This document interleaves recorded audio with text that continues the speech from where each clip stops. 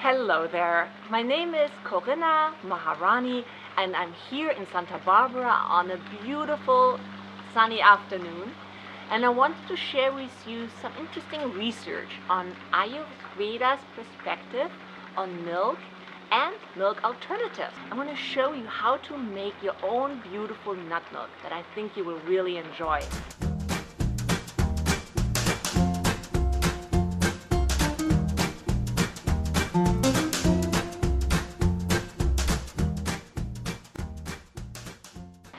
So in Ayurveda, we always praised milk for its highly nutritive and tonifying qualities.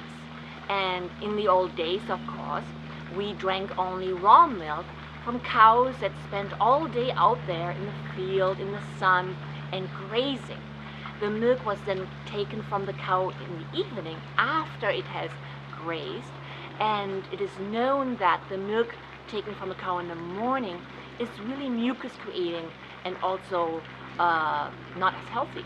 So therefore, of course, the milk in the past was a more nurturing and a different substance. In Ayurveda, we also only praise milk when we drink it warm and we add digestive spices to the milk. It's so delicious. I show you a couple things you can do with milk that you will really love. I want to point out too that, in our present culture, past industrial age, a lot of things have changed in the milk world, and today's milk is always homogenized, pasteurized. It has often a huge amount of bioengineered antibiotics in it, and it is really a different kind of decoction, and it's known to be causing more inflammation and potential hazards than the milk industry would like us to believe. It is true that the milk industry has always promoted milk as the thing that does the body good, and it's so good for our bones. But it was interesting to find out that modern research actually states that milk depletes calcium in the bones, and furthermore, that the countries with the highest amount of milk consumption have also the highest amount of cases of osteoporosis. Holy cow, did you know that? Well, I tell you, there is a beautiful alternative to dairy, and that is nut milk. You can make milk out of any type of nut. You can use cashew nuts, almond nuts, basil nuts, and if you ever tried nut milk in the store and you didn't like it and you felt like it is nothing like milk, well, let me tell you, homemade nut milk is really delicious and tastes completely different. You're cutting out all the packaging, all the preservatives and artificial flavoring as well, and you're ending up with a product that is so healthy. For example, almond milk has only 40 calories per cup, which is amazing. And 30% of today's daily need in protein is satisfied by just drinking 1 cup of almond milk. So I think this is a really worthy thing to explore, and I'd love to show you how I can make a delicious cooling almond milk and a very warm and nurturing almond milk. So follow me into the kitchen and we're gonna get busy right now. See you there. Hello, so here we are in the kitchen, and now we're gonna get ready to make some delicious almond milk. It's very easy. There are actually only 2 ingredients you need: water and almonds. And I'm using about 1 cup of almonds and about 2.5 cups of water. You can use a little bit more water if you like it more thinner, and a little less to make it more creamy. But the most important thing to remember is to start soaking the almonds, and that can take anywhere from 3 to 4 hours or overnight, but it's very simple. It doesn't take any of your time at all.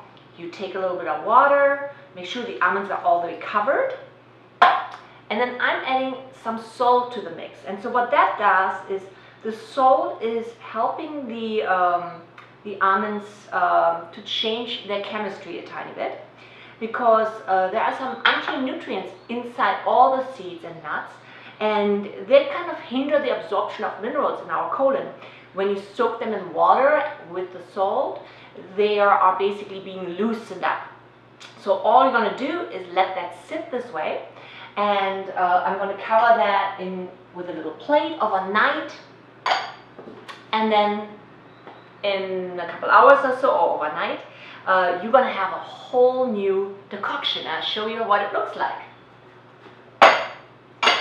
So this one soaked for a few hours, and our almonds are ready to be turned into almond milk. And so the first thing I'm going to do is I'm going to rinse these almonds. And as you can see, they all got a little more plumper, they all got a little bit larger and more smushy. And what's happening here is that they're coming kind of back to life again. Because think about the fact that seeds or nuts, they kind of are in a very dormant state when they are in their jars or bags. When we're storing them, they are not alive.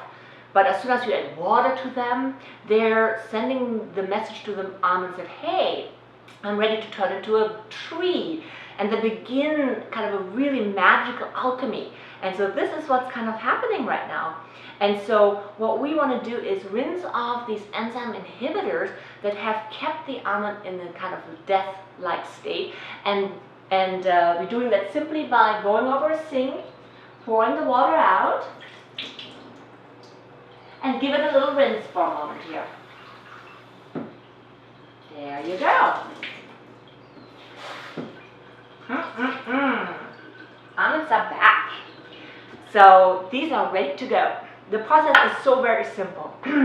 You only really have to use water and almonds to make almond milk. But those of you that may know me, you know that I always like to kind of play with some other creative ingredients in the kitchen, and therefore I want to add some flavors that are making this almond milk just over the top delicious. So use a good quality blender, something that's kind of strong, and place the almonds inside the blender, just like this, and then at least the double amount of water or a little bit more. So I'm using 1 cup of almonds and 2.5 cups of water.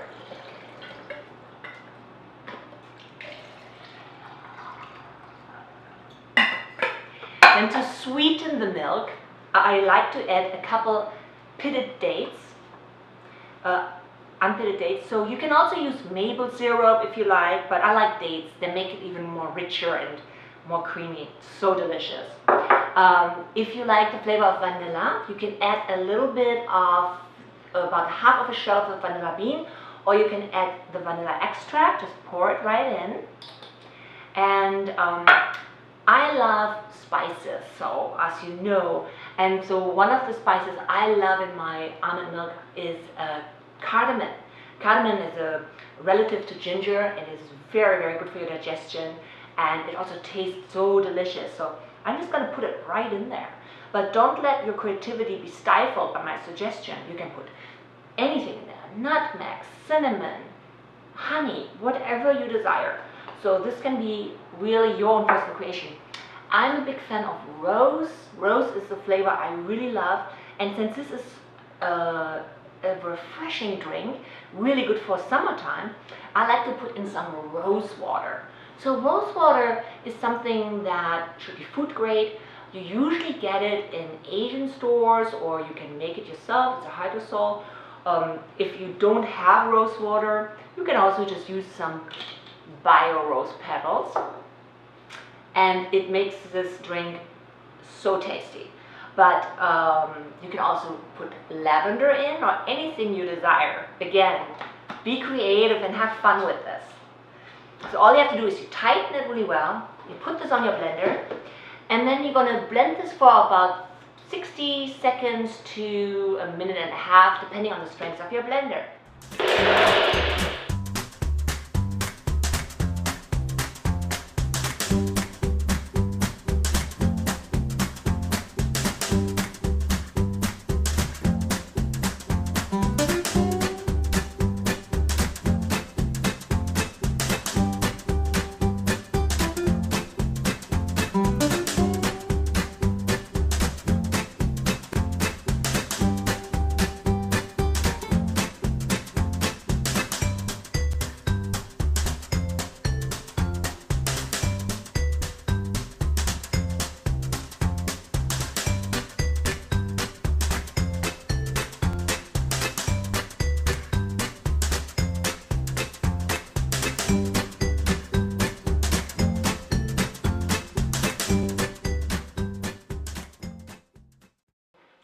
wanted to also tell you before I let you go that making warm nut milk at nighttime can be so calming and relaxing. I would love for you to try it.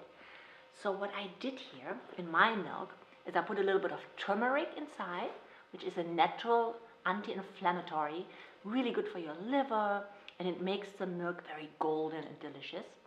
And also I put some Ayurvedic herb in there called ashwagandha. That's really good for the nervous system, so it helps you relax.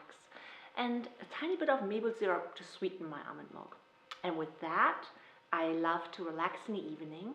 It just kind of feels so comforting and warm, and the perfect drink when you sit down with a nice Ayurveda book and want to study something and relax.